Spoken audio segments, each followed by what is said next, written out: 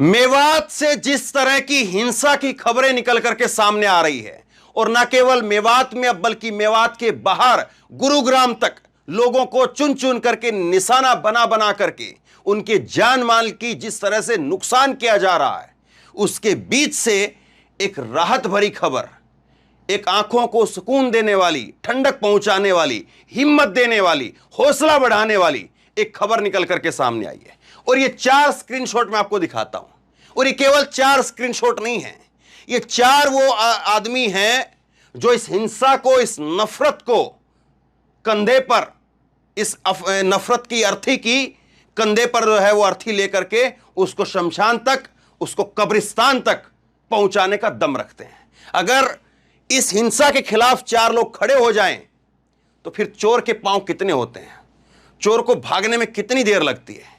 चोर को अगर कोई यह कह दे कि पकड़ो पकड़ो, तो चोर की हालत पतली हो जाती है, जबकि उसके हाथ में हथियार होता है, क्योंकि उसको मालूम है कि एक आदमी जागा है ये, और एक आदमी ने आवाज लगाई है पकड़ो पकड़ो पकड़ो, अब पूरा गांव जाग जाएगा, और पूरा गांव जाग जाएगा तो तुम्हारी बंदूक के अंदर केवल 6 गोलियां हैं, यहां पर 600 लोगों को तुम नहीं मार पाओगे, और इसीलिए वो भागता है।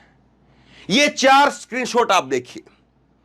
जब कहा गया मेवात की लड़ाई को, मेवात की इस आग को, कि देखिए धर्म की लड़ाई है, और इस धर्म की लड़ाई में सब जो है वो जातियों को एक हो जाना है, तो ऐसे में जाट आगे आए, और जाटों ने कहा हम तुम्हारी नफरत की इस आग में हम शामिल नहीं हैं, तुम्हारी इस जहरीली खेती में हम शामिल नहीं हैं, हम तुम्हारे साथ में नहीं हैं। ये जाटों ने कहा। मैं आपको कुछ स्क्रीनशॉट दिखाता हूं। ये आप देखिए, एक ही ट्विटर यूजर है शुभम, और इन्होंने कहा हमारे जाट भाइयों के रहते मेवात वालों की इतनी हिम्मत कैसे हो गई। जाट जिनको नाम सुनकर के आक्रमणकारियों का पैर थरथराने लगते थे, आज वो जाटों के गढ़ में दंगे कर रहे हैं। जाट बलवान जय भगवान।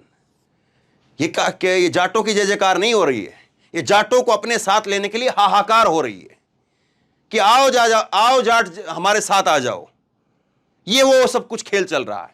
एक और ट्वीट, इनका तो जवाब जो आया मैं बताऊंगा, लेकिन एक और ट्विटर यूजर देखिए आप, ये कि फेसबुक पर किसी ने लिखा है, मनीष सोनी कोई ट्विटर यूजर है, और इन्होंने कहा कि हरियाणा पंजाब के सारे किसान, और फिर इसके बाद में थोड़ा सा गलत लिखा है, वो छोड़ रहा हूं उसको, गुज्जर जाट जो लंबी लंबी हाँक रहे थे, एक भी ट्रैक्टर नूह की तरफ, मेवात की तरफ नहीं निकले।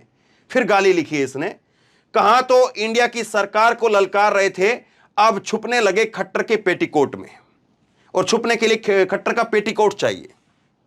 सबसे पहले तो जो ये कह रहा है कि जाटों के रहते हुए मेवात के लोगों की इतनी हिम्मत कैसे हो गई, मेवात के लोगों की यानी मेवात के जो मेव हैं, मुसलमान हैं, उनकी इतनी हिम्मत कैसे हो गई।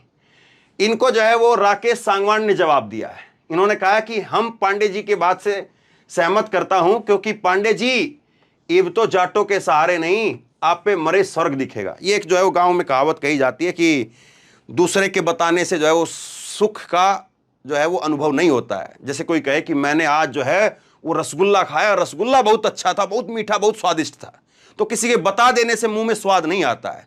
रसगुल्ला तो खाने से ही स्वाद आएगा कि हाँ अच्छा था या नहीं था। तो वो एक कहावत जो है उसी लहजे में कही जाती है गांव देहात में कि तो आप पे मारे स्वर्ग दिखेगा, कि अपने आप से ही करने से ही जो है वो स्वर्ग की जो है वो खुशी या स्वर्ग की जो भी जिस तरह की भी भावनाएं, फीलिंग होती है, वो तभी आएंगी। अब जो है वो राकेश सांगवान के कहने का मतलब ये है कि जो ये लोग कह रहे हैं, शुभम पांडे जैसे लोग, कि आओ जाट साथ में आ जाओ, ये कह रहे हैं कि हम नहीं आ रहे हैं, अपने आप करो तुम्हें जो करना है। इनको 2 टूक जवाब दे दिया। और इसके बाद में ये जो मनीष सोनी कह रहे थे कि जाट कहां चले गए, खट्टर की पेटीकोट चाहिए छुपने के लिए, और तमाम अनाप शनाप बातें कह रहे हैं, इनको जो है जवाब दिया है नवीन रमन ने, और ये कह रहे कि दंगे भड़काने के जोश में खट्टर को पेटीकोट तक पहना दिया, अब नहीं कह रहे कि असली किसान तो खेतों में है, वो दंगा करने में क्यों जाएंगे। एक और ट्विटर यूजर, एक और जो है वो फेसबुक यूजर है आरव चौधरी, और एक इंटरनेशनल जाट कोई पेज है जिस पर इन्होंने लिखा है, जब मेरे ते कोई न्यू कवे कि धर्म के नाम पर लड़ाई है, जाटों को आगे आना होगा तो मैं, और इन्होंने फोटो डाला है। ये फोटो जैसे कि आप देखते होंगे कपिल मिश्रा और ये कई सारे शो में कि बाबा जी का ठुल्लू, इस तरह से। तो इन्होंने कहा है कि मतलब ये कहना चाह रहे हैं आरव चौधरी, इन्होंने यहां पर लिखा है कि जब कोई ये कह करके जाटों को खींच रहा है कि धर्म के नाम पर लड़ाई है, जाटों को आगे आना होगा और जाटों को आगे आकर के जो है फिर यहां पर इस लड़ाई में हमारा साथ देना होगा। तो वो कह रहे बाबा जी का ठुल्लू, हम नहीं आ रहे आगे, ये जवाब दिया है। एक आखिरी ट्वीट दिखाता हूं, फिर उसके बाद में आज खबरों पर बात करेंगे। ये देखिए, सुखवंत सिंह डांगी ने लिखा है और ये वकील भी हैं। इन्होंने कहा कि जाट समाज को सैल्यूट करता हूं, उसकी युवा पीढ़ी की समझदारी ने तय कर दिया कि अब जाट समाज किसी के बहकावे में नहीं आएगा। हम सदा अन्याय के विरोधी रहे हैं, धर्म से हमारा कोई लेना देना नहीं है। जो लोग मेवात में एलानिया धमकी देकर के आ रहे हैं वो अन्याय का प्रतीक हैं। मेव भाई चिंता ना करें, हम न्याय के पक्षधर हैं, शांति बनाए रखें। मेव भाइयों को कहा है, मेव कौन? मुसलमान। मुसलमानों को जो है वो डांगी साहब कह रहे हैं यहां पर कि मेव भाई चिंता मत करो, हम जो है वो आप लोगों के साथ में हैं। हम हमारा धर्म से कोई लेना देना नहीं है, हम जो है वो अन्याय के खिलाफ खड़े होते हैं। ये बात इन्होंने कही है।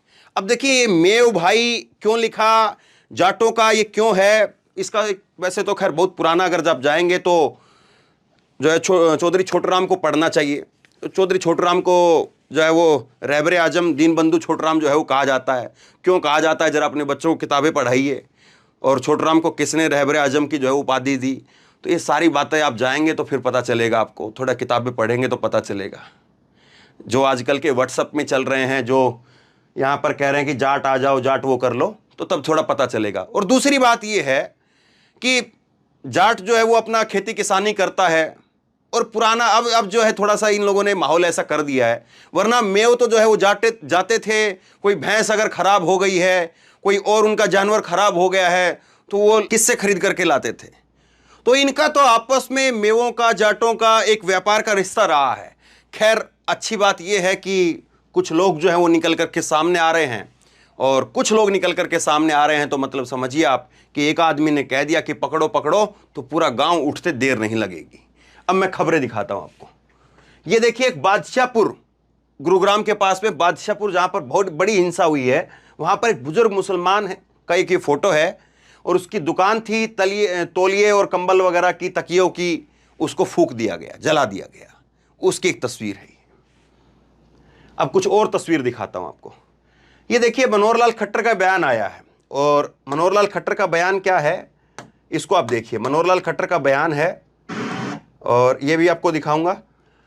यहां पर मनोहरलाल खट्टर जी कह रहे हैं कि कल जो घटना हुई वो दुर्भाग्यपूर्ण थी। एक यात्रा का आयोजन किया जा रहा था, कुछ लोगों ने उस यात्रा पर आक्रमण किया, पुलिस पर भी आक्रमण किया, कई जगह पर गाड़ियां जला दी। नूंह जिले में पुलिस और सुरक्षा बलों ने स्थिति को सामान्य किया।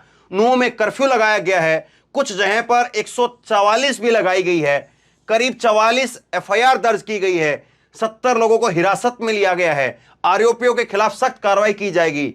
अब तक 5 लोगों की मौत हो चुकी है, जिसमें 2 पुलिसकर्मी शामिल है। इन सभी को मुआवजा दिया जाएगा। मैं लोगों से शांति बनाए रखने की अपील करता हूं। नूंह की घटना पर मनोहरलाल खट्टर ने बयान जो है वो एएनआई को दिया है। अब जरा देखिए, इनका जो बयान है वो आया है आज की तारीख में ही 3 बजे, दोपहर 3 बजे, और शाम 7:42 पर ये पत्रकार हैं शाहिल, और इन्होंने ट्वीट किया है आज शाम 7 बजे। और इन्होंने ट्वीट करके क्या लिखा है, गुरुग्राम में बादशाहपुर इलाके में हुए विरोध प्रदर्शन के बाद आसपास के इलाकों में सिनेमा हॉल, मॉल एहतियात के तौर पर बंद कर दिए गए हैं। रात को सेक्टर 57 में एक मस्जिद में आगजनी और बादशाहपुर में दुकानों में तोड़फोड़ के बाद फैसला लिया गया है। अब देखिए, पीछे चमचमाती बिल्डिंग आप देख रहे हैं, ये किसी मुसलमान की नहीं है साहब। ये जो चमचमाती बिल्डिंग है ना, ये अरबपति खरबपति जो कुछ यहाँ के होंगे, कुछ बाहर के होंगे, उनके लगे हुए पैसे यहाँ पर हैं। वो मुसलमान तो अपना रेडी खोमचा बाहर लगा रहे थे, कहीं पर जो है वो अपना कोई नॉनवेज की दुकान थी, किसी की तकिए की दुकान थी, किसी और चीज़ की दुकान थी, कोई मैकेनिक की दुकान, कोई जूस की दुकान, वो तो उन्होंने अपनी वहाँ पर कर रखी थी। और अगर जिस किसी का मॉल ऐसा रहेगा तो उसको आप तोड़ भी नहीं पाएंगे। वो लुलु मॉल है ना वहाँ पर, यहाँ पर लखनऊ के अंदर, देखा था ना आपने, उसमें नमाज वमाज वाला सारा प्रोग्राम हुआ, ठीक है, लेकिन उसके बाद कितने लोग उसको छू भी पाए? एक आदमी नहीं छू पाया उसको, ठीक है, क्योंकि और वो पता है कि कहाँ से प्रेशर आएगा। लुलु मॉल का सऊदी अरब से वो कनेक्शन क्या है, लुलु मॉल का जो मालिक है उसका मोदी के साथ में क्या कनेक्शन है, लुलु मॉल का जो मालिक है उसकी योगी के साथ में क्या कनेक्शन है। तो जो बड़े बड़े जो हैं वो अमीर, चाहे वो मुसलमान भी हैं, उनको कुछ नहीं कर पाएंगे। वो रेडी खोमचे वालों को कर सकते हैं। लेकिन देखिए जो चीज समझने वाली है वो ये है कि मुख्यमंत्री यहां पर अपील कर रहे हैं, लेकिन उनकी अपील से लोगों को पता है कि कितनी खोखली है या कितनी जो है ठोस अपील है। लोग खाली कर रहे हैं, लोग जो है निकल रहे हैं। शाम के वक्त की, देर शाम की जो है ये तस्वीरें हैं, देखिए जरा।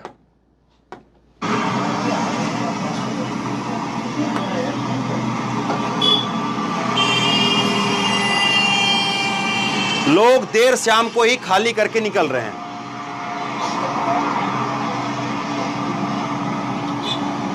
सिक्योरिटी गार्ड लगा दिए गए हैं, गेट बंद कर दिए गए हैं।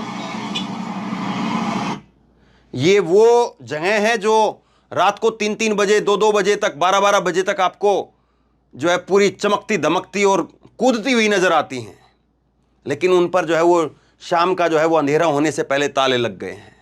अब इससे किसका नुकसान हो रहा है, किसकी चूड़ी टाइट हो रही है, सोचिए जरूर। इनसे पूछे जा करके कि आज का दिन में कितना नुकसान हुआ। कुछ चीजें और दिखाता हूं आपको। ये पत्रकार है जाकिर, और इन्होंने ट्वीट किया है शाम को, ये जो है इन्होंने ट्वीट किया है ये, और ये ट्वीट करके इन्होंने जो है वो लिखा है कि हिंसा और लूटपाट के डर से मुसलमानों ने पलायन करना शुरू कर दिया है। गुड़गांव के बादशाहपुर में अपनी दुकानों में लूटपाट और तोड़फनी और आगजनी को देखते हुए मुसलमान परिवारों ने घर में ताले लगा दिए और रवाना हो गए हैं।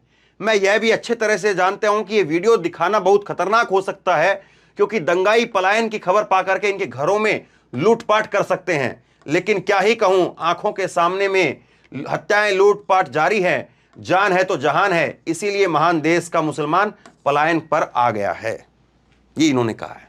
और ये तस्वीर देखिए, और देखिए घर के घर जो है वो पूरी गली की गली कैसे बंद हो गई, सूनी पड़ी है।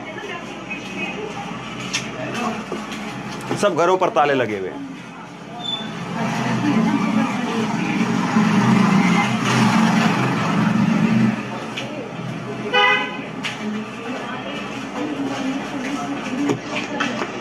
वो एक मस्जिद है पीछे, ताले लगे हुए यहां पर।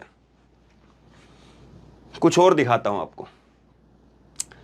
ये देखिए एक जूस की दुकान है, पूरी तोड़ फोड़ करके तहस नहस कर दी है।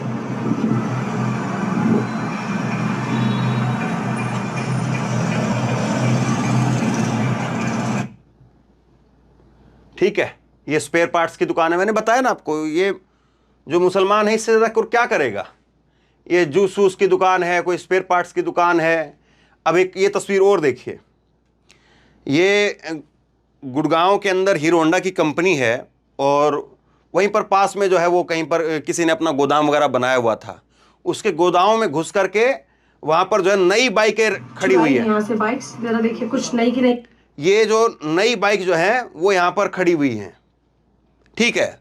और इसमें घुस करके मोटरसाइकिल चोरी करके ले गए, और जो नहीं ले जा पाए, जो वहां पर केवल और केवल ये था कि उनको तो बस नुकसान ही नुकसान करना, क्योंकि अब मोटरसाइकिल कहां लेकर के सर पर घूमेंगे, तो वो तोड़ करके चले गए। सुनिए जरा, जो स्थानीय पत्रकार हैं उनके हवाले से मैं आपको बता रहा हूं।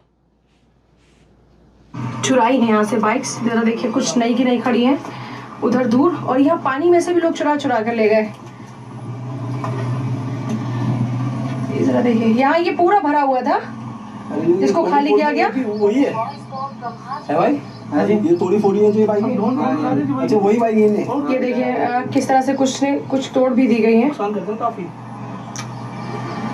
भाई ऐसी नहीं करनी चाहिए ना, किसी को ऐसा आघात नहीं करना चाहिए, मुझे लगता है। तो ये तस्वीर आप देखिए साहब, देखिए किसका नुकसान आप लोग कर रहे हैं। चुराई है यहाँ से बाइक। नई मोटरसाइकिलें यहां पर खड़ी थी, किसी का गोदाम था। अब वो क्या पता किसी हिंदू का ही हो, यहां पर कोई लिखा हुआ है, या अगर वहां पर कहीं पर बोर्ड लिखा हुआ होगा तो हो गया होगा। लेकिन क्या आपको लग रहा है कि नहीं, हिंदू का तो नहीं होगा, हिंदू का तो नहीं तोड़ा होगा। तो मैं आपको दूसरी तस्वीर दिखाता हूं। ये तस्वीर आप देखिए, ये जो शख्स आपको नजर आ रहा है ना इस फोटो में, ये एक हिंदू है, और इसका एक रेस्टोरेंट था। ये देख रहे हैं पीछे जो बैकग्राउंड में आपको नजर आ रहा है, बीबीसी ने इससे बात की है, नूह हरियाणा की तस्वीरें हैं ये कह रहा है कि हमने 10-15 साल की मेहनत करके, पैसा इकट्ठा करके, और तब जाकर के एक रेस्टोरेंट यहां पर खड़ा किया था। और वो लोग आए और आकर के घुस करके हमारी मिक्सी वगैरह जो जितना भी सामान वामान है वो चोरी कर ले गए, कुछ को तोड़फोड़ करके तहस नहस कर दिया। ये एक हिंदू है साहब। एक ये देखिए, क्या कहेंगे आप? कुछ बोल रहे थे जब तोड़ रहे थे, कुछ बोल रहे थे।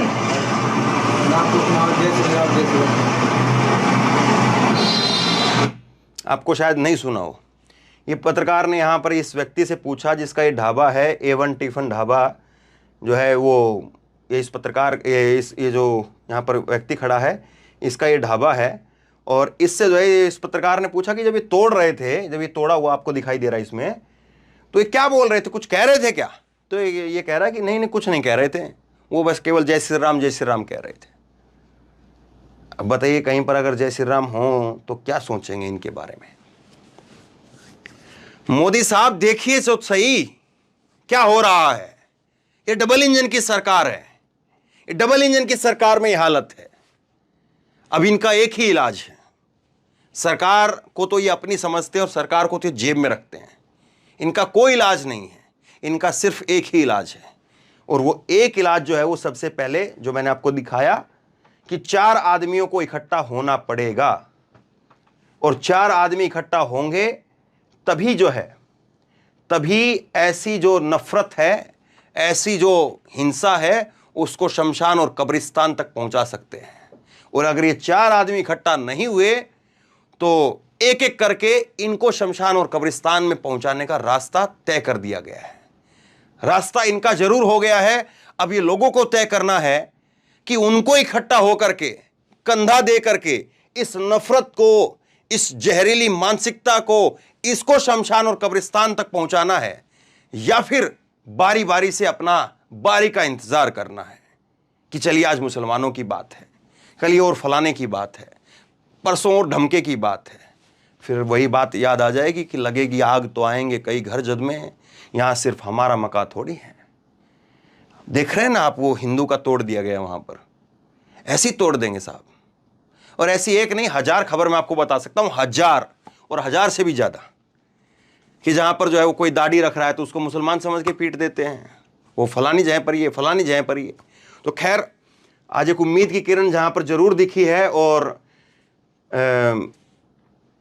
ये जो एका है, ये जो भाईचारा है, ये हमने एक किसान आंदोलन में भी देखा, ये हमने शाहीन बाग में भी देखा, और ये हमने यहाँ पर जब लोगों के ऊपर हिंसा हो रही है तब हमने वहाँ पर भी देखा। लेकिन ये केवल सोशल मीडिया तक रहे, सोशल मीडिया तक जो है ये चीज़ें रहें, ये नहीं होना चाहिए, बल्कि कुछ लोगों को जा कर के ग्राउंड पर भी खड़ा होना चाहिए।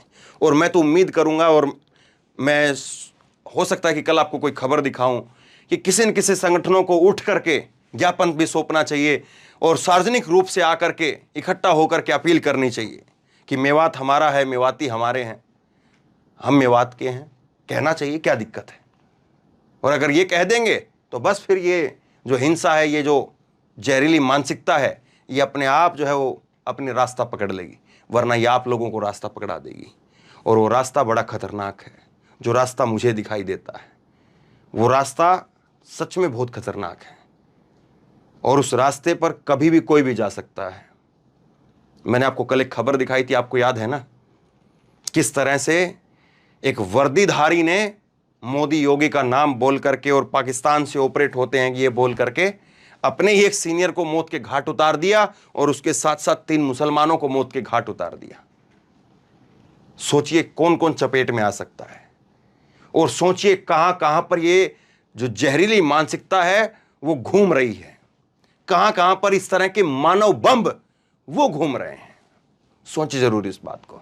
लेकिन इन लोगों को सैल्यूट करता हूं, लेकिन ये बात मैं जरूर कहूंगा और अब भी कहूंगा कि केवल सोशल मीडिया तक रहे ये ठीक नहीं है। ये चीजें धरातल पर उतरनी चाहिए, प्रैक्टिकली होना चाहिए, और आगे आना चाहिए। 1-2 जगह पर पंचायतें हों और पंचायतों में ऐलान किया जाए कि हम इस तरह के जो मोनू मानेसर टाइप के जो लोग हैं, या और इस तरह के जो छुटभैये लोग हैं जो ऐलानिया धमकी दे दे करके इस तरह की माहौल को खराब कर रहे हैं, हम उनके साथ में नहीं हैं, और हम हिंदू मुसलमान सब एक हैं। ये लोगों को आगे आना पड़ेगा, वरना 144 से कुछ नहीं होगा। आप कर्फ्यू लगा लीजिए, उससे कुछ नहीं होगा, क्योंकि उन लोगों को पता है कि 144 जो है वो उनके लिए लगाया गया है। 144 लगाया गया है मुसलमानों की चूड़ी टाइट करने के लिए। हमारे लिए 144 नहीं है, हमारे लिए कोई कर्फ्यू नहीं है। ये उनको तो ये लगता है कि ये जो कर्फ्यू ये फलाना फलाना लगाया गया है ये उनके लिए लगाया गया है, ये जो उस मानसिकता के लोग हैं। और अगर सरकार को लगता है कि वो लोग अपने जहन के अंदर इस तरह की बातें ना पालें, 144 लगाया गया है तो मतलब सबके लिए लगाई गई है, और अगर कर्फ्यू लगाया गया तो मतलब सबके लिए लगाया गया है, और अगर कोई गलत काम करेगा तो सबके साथ में एक जैसा व्यवहार किया जाएगा। अगर सरकार ये कहना चाहती है और संदेश देना चाहती है तो सरकार के पास मौका है, चुनाव भी है, आपको चुनाव भी जीतना है, वोट भी चाहिए होंगे। एक अच्छा उदाहरण आपके सामने, रगड़ दीजिए उन सब लोगों को जो एक एक आदमी इस हिंसा का जिम्मेदार है। और इसमें मत धर्म को देखिए, मत देखिए कि हिंदू है या मुसलमान है, उन लोगों को भी रगड़िए जिन लोगों ने, मुस्लिम धर्म के लोगों ने भी हथियार उठाए हैं, उन लोगों को भी रगड़ दीजिए। जिन लोगों ने पत्थरबाजी की है उन लोगों को भी रगड़ दीजिए। मैं कहता हूं इस बात को, लेकिन आप कार्रवाई दोनों तरफा करके दिखाइए। एक तरफा क्यों? एक तरफा करेंगे तो ये भुजेगी नहीं, ये कभी ना कभी फिर सुलग जाएगी। तो बहरहाल उम्मीद करते हैं कि सरकार, शासन, प्रशासन और स्थानीय लोग, स्थानीय संगठन, स्थानीय जो है आपस का भाईचारा वो आगे आएगा और उसके बाद नफरत अपने आप हार जाएगी, वरना कोई इलाज नहीं है। बाकी आप लोग समझदार हैं, नीचे कमेंट बॉक्स में अपनी राय लिख करके जरूर बताइए। इस वीडियो को शेयर कीजिए, लोगों तक पहुंचाइए ताकि लोगों के दिमाग की खिड़कियां खुलें, आपके और हमारे बच्चे, आप हम लोग वो बच जाएं, वरना इस हिंसा की आग की कब तक आपके और हमारे घर तक पहुंच जाएगी। इंतजार मत करिए, शेयर कीजिए। धन्यवाद।